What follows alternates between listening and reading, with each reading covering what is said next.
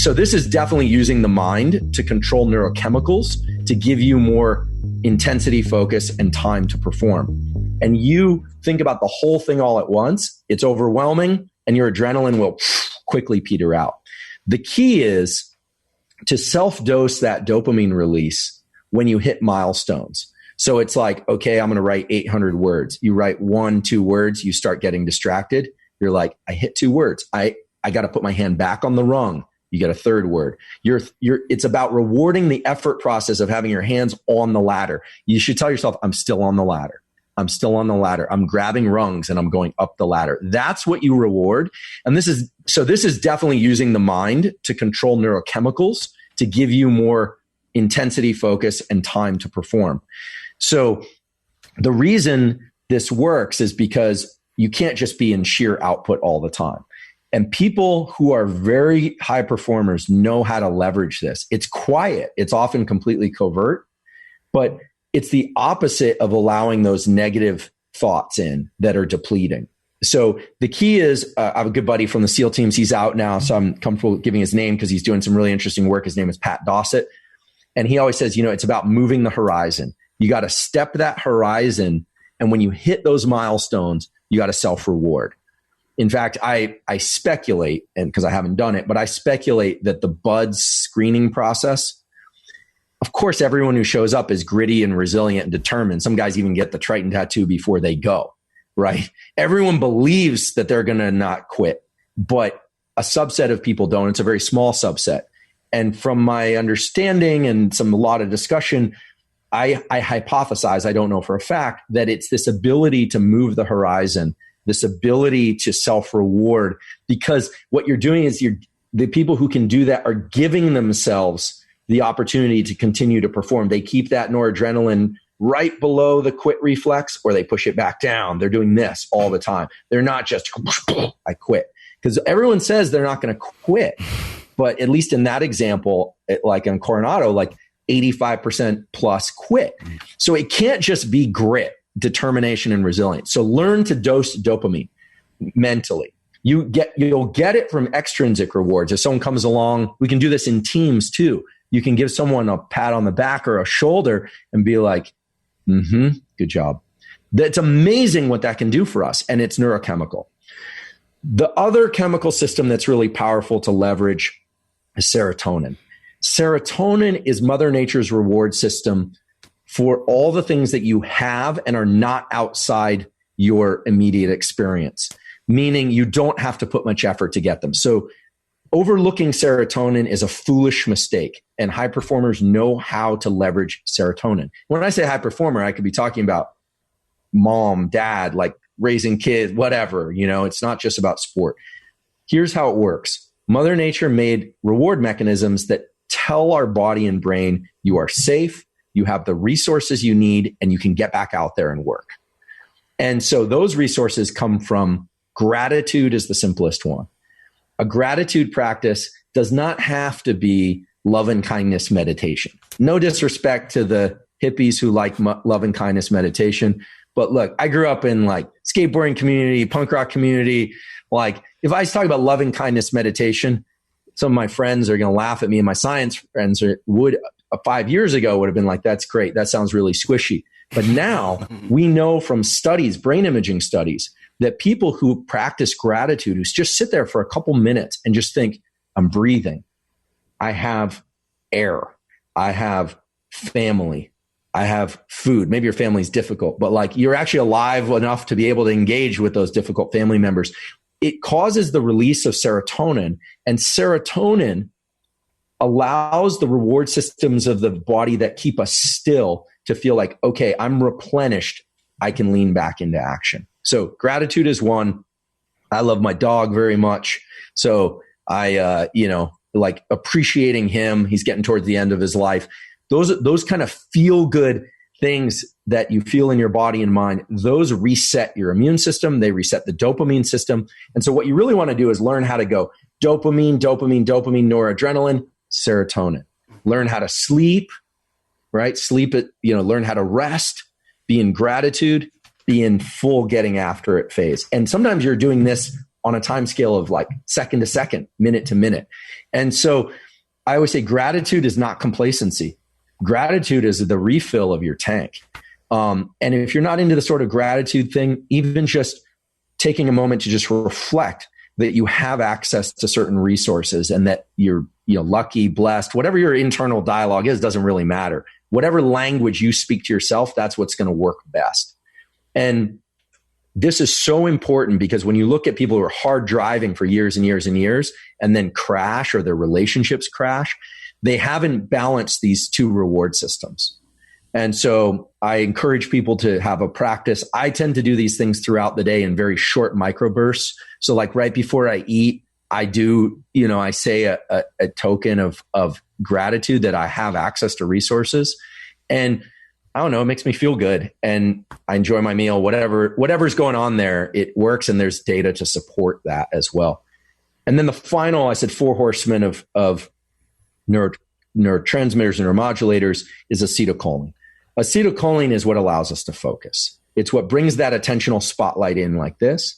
And the key thing is, if you want to learn or get better at something, you got to bring that focus in. If you want to relax, you got to dilate that focus. And so I always say, you don't want to spend your whole day with your eyes locked in a little box of any kind. Power Project fam, this episode is brought to you by Vivo Barefoot Shoes. We've been wearing these shoes for almost a year now. They're flexible. They have a wide toe box. They allow your feet to get connected to the ground, and they will make your feet stronger. And they don't look like shit like a lot of these other barefoot shoes. Andrew, how can they get them? For the best barefoot shoes on the planet, and they also look really, really good, head over to vivobarefoot.com/powerproject. At checkout, enter promo code PowerProject20 to save 20% off. Again, vivobarefoot.com/powerproject, promo code PowerProject20 to save 20% off. Links to them down in the description as well as the podcast show notes. Let's go ahead and get back to this podcast. We used to finish a meeting or a gathering with people and you'd walk and you would just kind of dilate your gaze. Now it's immediately, and I do this too, to my phone. Little micro relaxations of your visual world where you see the whole room you're in, or you see a horizon, or you see the parking lot you're walking through. Bring that level of acetylcholine back down again. And you say, well, I want to be focused.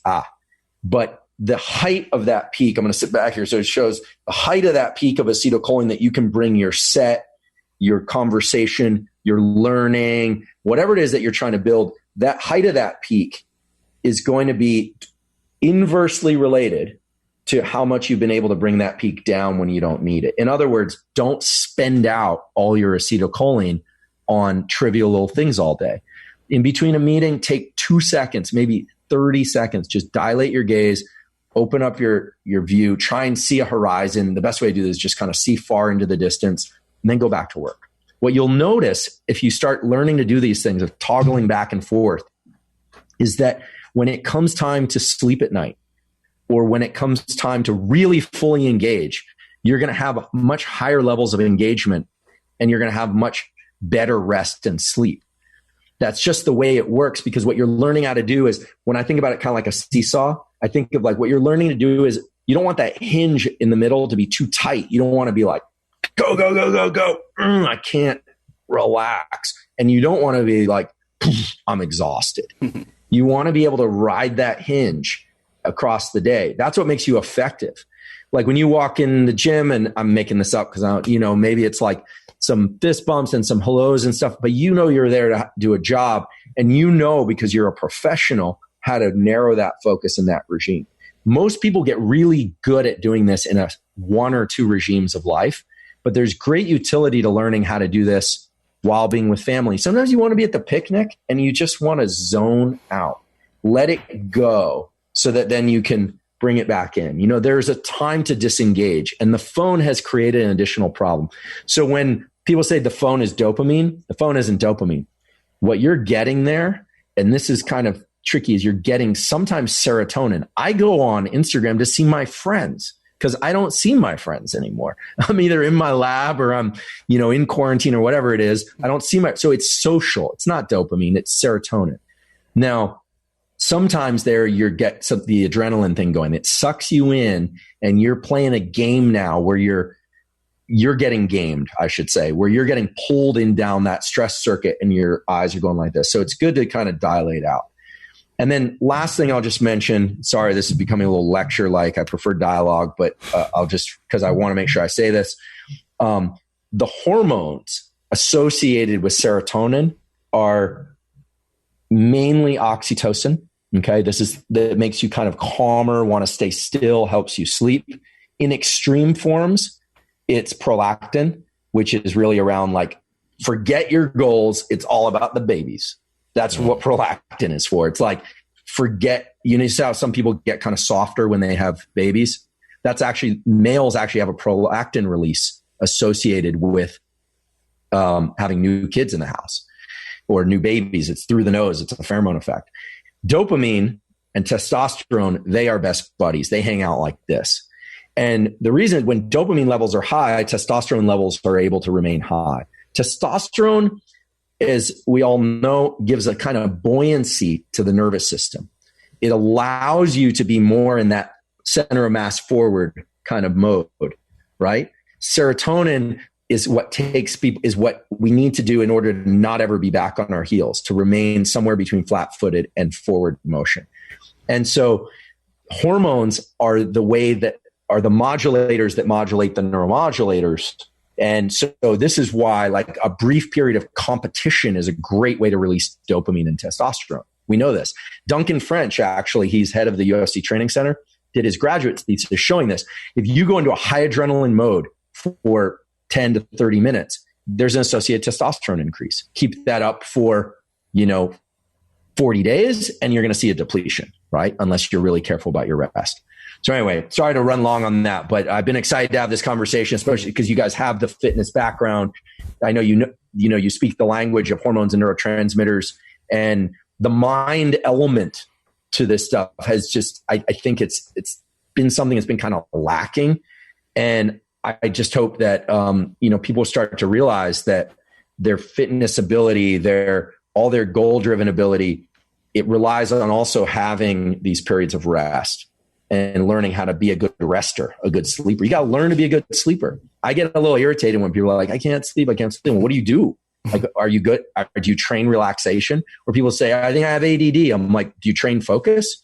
Because you can train focus by just focusing on a point on the wall for 1 minute today, minute and 5 seconds tomorrow, 5 minutes. And you don't have to do it for an hour, but you're training your brain to focus. People are like, they think that they deserve focus. Like, do I deserve a 600-pound deadlift? No, I haven't done the work.